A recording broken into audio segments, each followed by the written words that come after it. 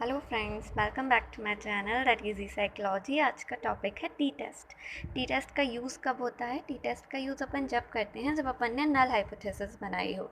Null hypothesis का मतलब होता है कि अपन ने ये मान लिया हो कि बॉयज़ एंड गर्ल्स के आईक्यू में या जो भी आप टेस्ट कर रहे हैं, अपन ने यहाँ मान लिया आईक्यू टेस्ट कर रहे हैं, तो बॉयज़ एंड गर्ल्स के आईक्यू में कोई भी अंतर नहीं होता है। तो ये क्या हो गई? Null hypothesis. नल हाइपोथेसिस जब भी बनाते हैं तब अपन टी टेस्ट का यूज़ करते हैं। और जब अपने पास डाटा की संख्या कम होती है, ठीक है, तब अपन टी टेस्ट का यूज़ कर सकते हैं। इसका फर्स्ट यूज़ विलियम सेलिगोज़ाइट ने किया था 1908 में। टी टेस्ट के लिए स्टूडेंट्स टी भी कहा जाता है। और इसके लिए एक अजप्शन और है कि अपन जब भी इसका यूज़ कर सकते हैं जब अपन ने सैम्पल जो है वो रैंडम सैम्पलिंग मेथड्स यूज़ करके अपन ने सैम्पल कलेक्ट किया हो। ठीक है, चलिए ग्रुप्स हैं अपने पास बॉयज़ एंड गर्ल्स का। ठीक है, बॉयज़ का एन है 150, मतलब 150 बॉयज़ पे अप्लाई किया हुआ है ये, और ये 100 गर्ल्स पे अप्लाई किया हुआ है। एम निकल के आया है इतना और एस डी निकल के आया है इतना बॉयज़ एंड गर्ल्स का। ठीक है, अब सबसे पहले अपन एस ई डी चेक करते हैं। S E D is equal to S E D का स्टैंडर्ड डेविएशन। ओके, तो स्टैंडर्ड डेविएशन का ये फॉर्मूला होता है कि ये होता है एस डी। एस डी का साइन होता है ये, ठीक है, theta. S D is equal to theta, तो S D square upon N one plus S D square upon N to.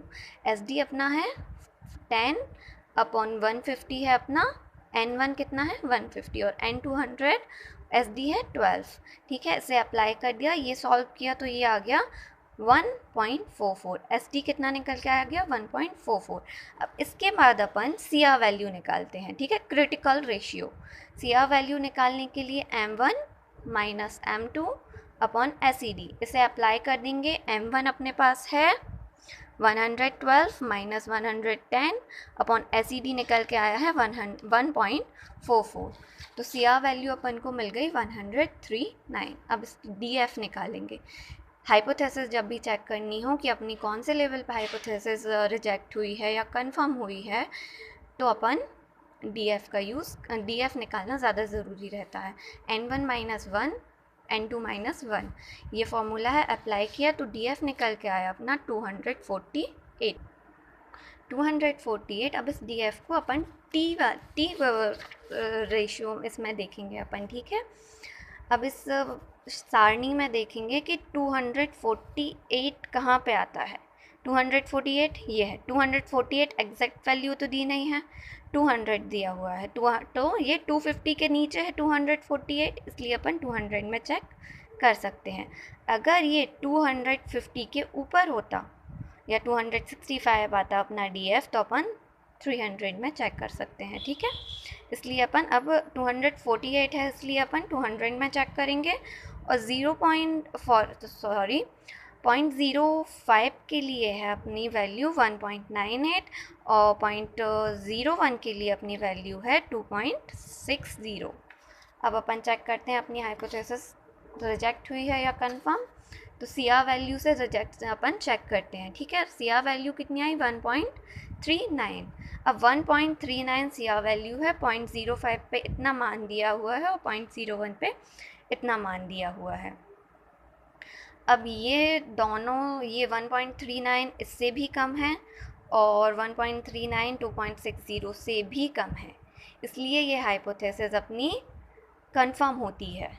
ठीक है, अपन ने हाइपोथेसिस बनाई थी कि इन दोनों में कोई भी अंतर, बॉयज़ एंड गर्ल्स के आईक्यू में कोई भी अंतर नहीं होता है।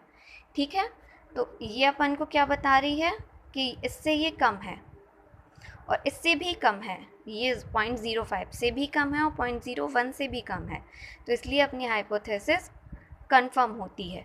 अगर अपन का मान 1.97 से ज़्यादा आता, 1.98 भी अगर आ जाता, तो अपन की ये हाइपोथेसिस 0.05 पर रिजेक्ट हो जाती। ठीक है, और अगर 2.60 है, अगर इससे अपनी ज़्यादा चली जाता मान, इससे ज़्यादा चला जाता ये वाला मान सी आर वैल्यू, तो अपन मान लेते कि अपन की हाइपोथेसिस 0.01 पे रिजेक्ट हुई है। ठीक है, और अगर इन दोनों से कम है तो हमारी ये हाइपोथेसिस कंफर्म हुई है, क्योंकि हमने ये हाइपोथेसिस बनाई थी कि इन दोनों में कोई भी अंतर नहीं है। So thank you so much देखने के लिए। आई होप आप लोगों को समझ में आया हो, और नहीं आया हो तो प्लीज़ आप लोग बता दीजिएगा, जो भी नहीं आया है। Thank you so much, and like कर दीजिएगा अगर पसंद आई हो तो।